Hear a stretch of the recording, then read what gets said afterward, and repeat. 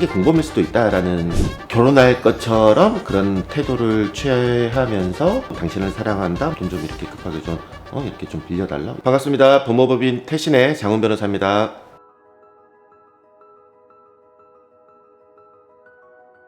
로맨스 스캠 신조어죠. 예, 새롭게 만들어진 용어인 것 같은데요. 로맨스와 스캠의 합성어입니다. 남녀 간의 그런 로맨스를 이용해서 사기를 저지른다. 네, 그런 뜻이죠. 네.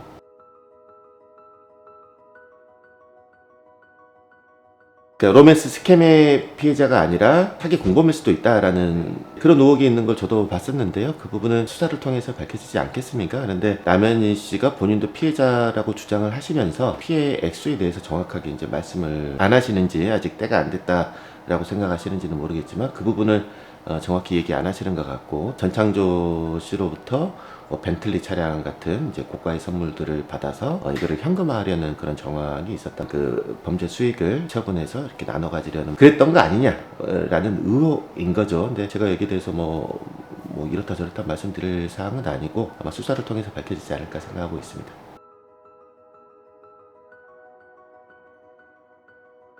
로맨스 스캠도 그냥 사기인 겁니다. 이제 사기 피해자가 취하는 법적 조치와 동일한 거죠. 사기죄로 형사고소하는 방법, 그리고 민사상 손해배상 청구하는 방법, 거기에 부수적으로 사전처분이라고 하죠. 가해자의 재산에 대해서 가압류를 한다든지 그런 방법들을 취하실 수 있는 겁니다.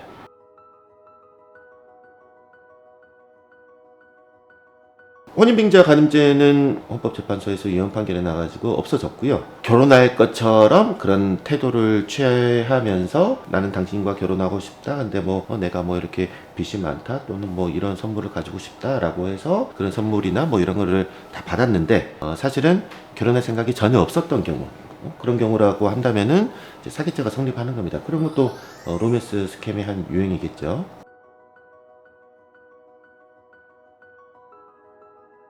거듭 말씀드립니다만은 로맨스 스캠도 사기죄인 겁니다. 사기의 수법이 로맨스를 이용하는, 남녀 간의 그런 사랑 이런 부분들을 이제 이용해서 사기를 저지른다라는 것이기 때문에, 사기죄 피해자가 입증을 하셔야 되는 부분들은 사기죄의 구속 요건부터 이렇게 간단하게 말씀을 드리자면은, 사람을 기망해서 재물을 편취한 자 라고 되어 있단 말이죠. 속았다라는 부분들, 아까 예를 들었던 당신을 사랑한다, 결혼하고 싶다, 하지만 내가 지금 돈이 이렇게 필요해서 돈 좀 이렇게 급하게 좀 이렇게 좀 빌려달라, 이런 식이라면은 그런 거짓말을 했던 그 증거들, 카톡이나 문자 메시지나 또는 통화 녹음이라든지 이런 부분들이 필요할 것이고, 재물을 실제로 편취당했다, 그 사람한테 몇 천만 원을 이렇게 피해를 당했다라고 한다면은, 보통은 요즘에는 몇 천만 원 현금으로 이렇게 하는 경우는 거의 없고요, 그렇잖아요. 계좌로 이렇게 보내셨을 텐데 그런 계좌 송금 내역 같은 것들, 그런 것들이 필요하죠.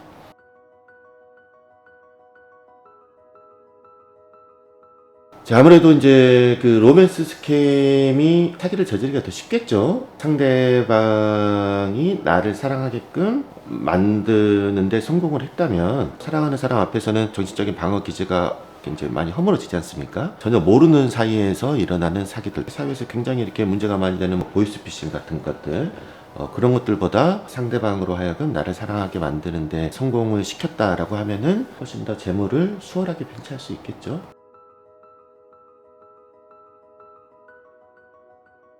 어떤 처벌을 받느냐라는 것은 사기죄로 처벌을 받습니다. 편취 액수에 따라서 이제 특정 경제범죄 가중처벌법에 의해서 이제 가중처벌을 받기도 하고요. 좀 법원에서 선고되는 형량을 예로 말씀을 드리자면은, 피해액이 3천만 원이라고 가정을 한다면 3천만 원서부터는 이게 이제 피해 변제가 안 된 경우라고 한다면은 보통 다 실형을 받습니다. 실형 한 6개월 정도 이렇게 받게 되고요. 금액이 1억, 2억 올라갈 때마다 거의 비례해서 그 형량이 이렇게 올라간다 라고 생각하시면 될 것 같고, 피해자들이 피해를 구제받기 위해서는요, 형사상 사기죄를 이제 고소를 하셔서 형사처벌을 받게 만들 수도 있고, 민사상 손해배상 청구를 하셔가지고 가해자가 피해자인 나한테 돈을 배상해야 된다라는 이제 판결을 받으실 수가 있습니다. 이게 법적인 조치인데, 그 사람한테 돈이 없다라고 한다면, 사기를 해서 받은 돈을 이미 다 소비를 해버린 상태라면은 실제로 이렇게 피해를 변제받기 굉장히 곤란해지는 경우가 많습니다.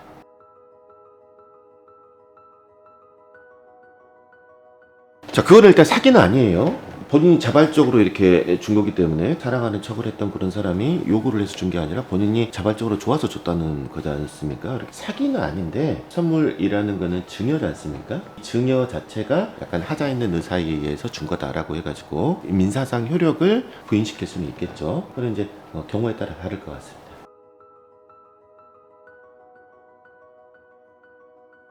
전정주 씨는 지금 촬영을 기준으로 어제 날짜로 구속이 됐다라고 하더라고요. 지금 뭐 피해 액수가 10몇 억이라고 얘기가 나오는 것 같고 늘어날 수도 있겠죠. 말씀드렸다시피 피해 그 금액이 얼마인가, 그리고 어느 정도 이제 그 피해 변제를 하기 위해서 이렇게 피해자들과 이렇게 합의를 하려고 노력을 할 것 같은데, 어느 정도까지 피해가 변제가 되고 또 피해자들과 합의가 되느냐, 여기에 따라서 이렇게 형량은 달라지는 거라서요.